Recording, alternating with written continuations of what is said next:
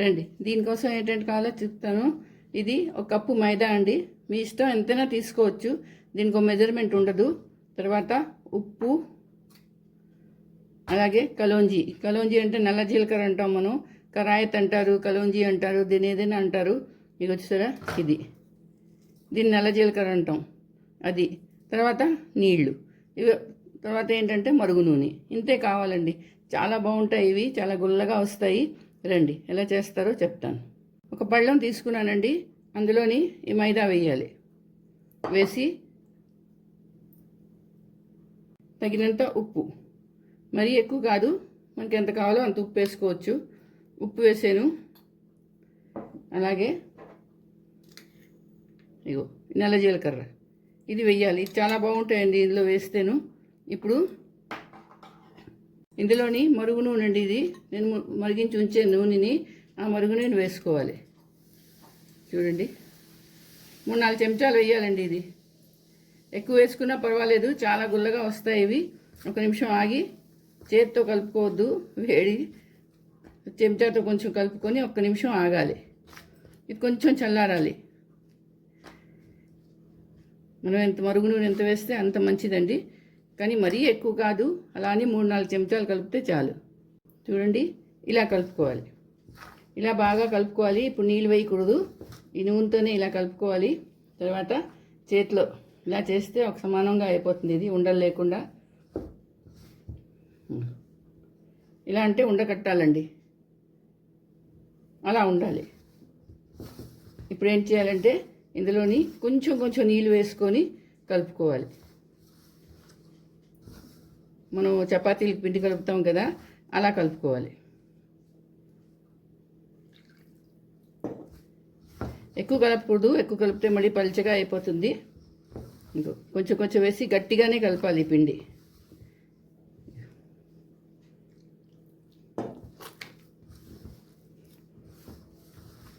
చూడండి, చపాతీలా అయిపోతుంది.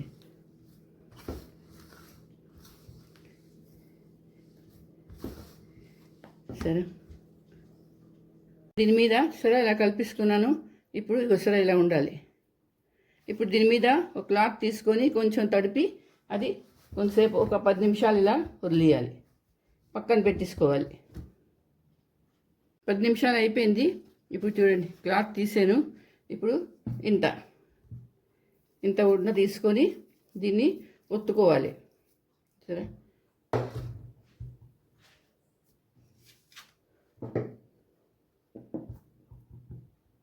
కొంచెం మైదాలో ఒత్తుకొని, మరీ పల్చగా ఒత్తకూడదు. చూపిస్తాను చూడండి మీకు ఎంత థిక్నెస్గా ఉండాలో.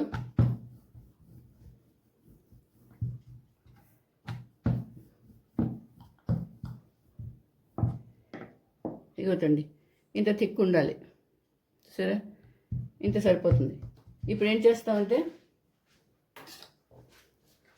ఒక నైఫ్ తీసుకుంటాను, తీసుకొని ముందు ఎడ్జెస్ తీసేయాలి.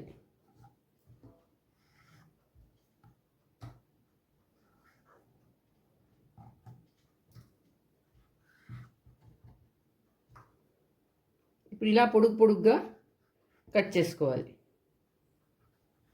ఇవి చాలా బాగుంటాయండి, గుల్లగా ఉంటాయి ఇవి.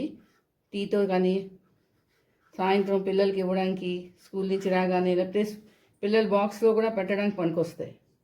ఇవి మీరు ఇలా కూడా కట్ చేసుకోవచ్చు. ఇగో ఇలా బిళ్ళల్లా కూడా కట్ చేసుకోవచ్చు. మన ఇష్టం, మనం ఎలాగైనా కట్ చేసుకోవచ్చు. సరే, ఇగో ఇలా ఉండాలి. ఇవన్నీ ఇప్పుడు ఒక ప్లేట్లో పెట్టుకోవాలి, తీసి ప్లేట్లో పెట్టుకోవాలి. ఇలాగే తక్కినవి కూడా ఒత్తుకోవాలి. చూడండి, ఇలాగా కట్ చేసుకోవాలి. పిల్లలు కూడా చాలా ఇష్టంగా తింటారు. ఇందులో కారం వేసే అవసరం లేదు, కారం వేయ అవసరం లేదు ఇంట్లోని. చూడండి, ఈ నల్ల జీలకర్ర వేసాం కదా, దీనివల్ల దీనికి చాలా మంచి టేస్ట్ వస్తుందండి. ఇలా తీసేసుకోవాలి, అలా అది కూడా ఒత్తిసుకోవాలి. ఇలా చేసి పెట్టుకోవాలి, అన్నీ ఇలా చేసి పక్కన పెట్టుకోవాలి. ఇప్పుడు స్టవ్ ఆన్ చేసుకోవాలి. దాని మీద నూనె పెట్టుకోవాలి. చూడండి, ఒకటి వేసి చూస్తాను. నూనె వేడెక్కిపోయింది. హైలో పెట్టకూడదు, లో టు మీడియం దీని మీద పెట్టాలి. చూడండి, ఇలా ఒక్కొక్కటి ఇలా వేసుకొని వెళ్ళిపోవాలి.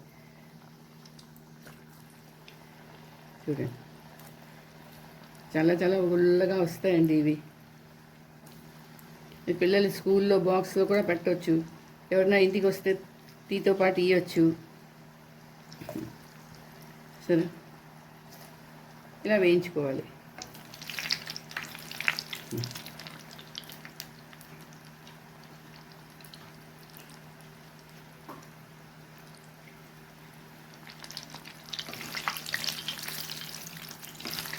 కొంచెం గోల్డెన్ బ్రౌన్ అయ్యే వరకు వేయించుకోవాలి.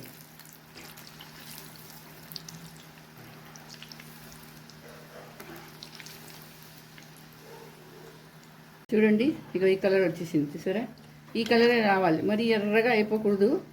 ఇదిగో చూడండి, గోల్డెన్ బ్రౌన్ కలర్ వచ్చింది కదా. ఇప్పుడు దీన్ని ప్లేట్లోకి తీసుకోవాలి.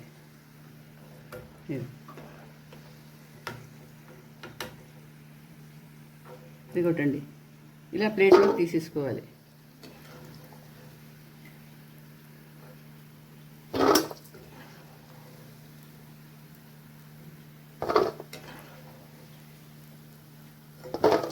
దీన్ని మనం లిమ్కీలు అంటాము, హిందీలో ఏమో దీనికి ఏమిటంటారంటే శక్కరపార అంటారు. కొందరు సలోనీలు అంటారు, కొందరు శక్కరపార అంటారు. దీన్ని పంచదార దీంట్లో వేసారండి ఇంట్లోని, అది శక్కరపార అయిపోతుంది. లేకపోతే సలోనీలు అంటారు. చూసారా, ఇలా అన్నీ చేసుకోవాలి. చూడండి, రెండో వై కూడా వేసుకున్నాను. ఇవి కూడా ఎంతో చక్కగా వేగుతున్నాయి. మరి హైలో పెట్టారంటే లోపల పచ్చిగా ఉండిపోతాయి, బాగుండవు. అందుకని కొంచెం లో టు మీడియం ఫ్లేమ్లో పెట్టుకోవాలి, పెట్టుకొని చేసుకోవాలి. మరి ఇంకా పండగలు వచ్చేస్తున్నాయి, పిల్లలు ఇంట్లో ఉంటాయి, సెలవులు వచ్చేస్తున్నాయి వాళ్ళకి, పిల్లలందరూ ఇంట్లో ఉంటారు. మరి ఏదో తినాలి కదా, ఇలాంటివి చేసి పెట్టారనుకోండి, ఎంతో సరదాగా ఎంజాయ్ చేస్తారు. చూడండి, రెండో వై కూడా అయిపోయింది. ఈ కలర్ వచ్చేసింది. చూసారా ఎంత బాగుందో ఈ కలరు. ఇదే కలర్ రావాలి, ఎందుకన్నా ఎక్కువ మాడిపోకూడదు, అలా అని ఇంతకుముందు తీసేయకూడదు. ఇదిగో ఇలా తీయాలి. చూసారా, ఇవి ఒక కప్పుతో ఇంత వేయండి, ఒక కప్పు మైదాతోని. మీరు ఎంత కావాలంటే అంత చేసుకోండి. 2-3 కప్పులు చేసుకున్నాను అనుకోండి, ఒక పెద్ద డబ్బా నిండా అవుతాయి. చాలా రోజులు ఉంటాయి, ఏం పాడైపోయేవి, చాలా గుల్లగా ఉంటాయి. నోట్లో పెట్టుకోగానే కరిగిపోతాయండి, అంత బాగుంటాయి ఇవి. సరే, ఇదిగోటండి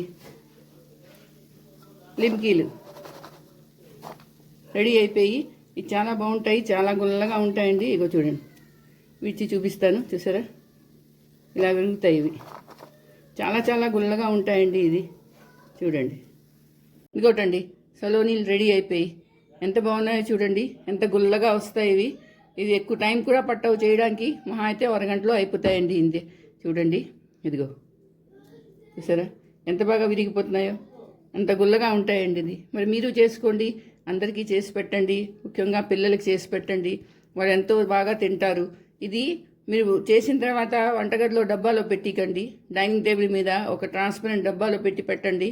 చూడండి, అరగంటలో మీ ఈ లిమ్కీలన్నీ ఖతం అయిపోతాయి. మళ్ళీ అయితే మరి నా వీడియో నచ్చిందా? నచ్చితే తప్పకుండా నా ఛానల్ కానీ మీరు కొత్తగా వస్తే సబ్స్క్రైబ్ చేయండి. అలాగే నా వీడియోకి లైక్ షేర్ కూడా చేయండి. మళ్ళీ ఇంకో వీడియోతో కలుస్తాను. అంతవరకు సెలవు.